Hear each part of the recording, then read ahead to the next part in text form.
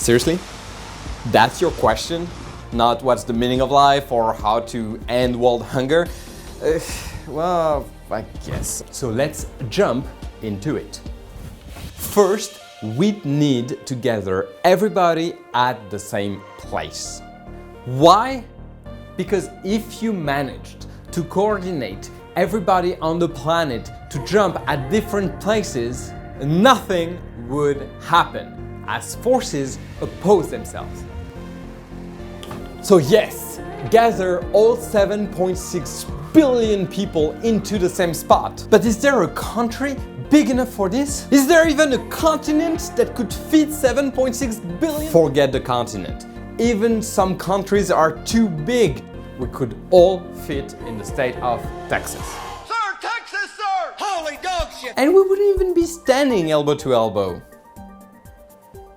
If we decided to get closer, we could fit in a city like Los Angeles. Logistics for transportation and food and water would be a nightmare. In any case, imagine we are all there. Every single living people on the planet at the same spot. And we all decide to jump 1 foot into the air at the same time. What would happen? The Earth will move. Our entire planet will nudge for about the size of half an atom. That is smaller than the smallest thing there is. Congratulations, you have achieved nothing. Plus, the Earth will fall back to its original position right after, so double nothing. But with your reckless behavior, you will have created a local earthquake. Between 4 and 8 on the Richter scale. 4 is not that high, but 8, you can topple small building and create a tidal wave. You reckless humans!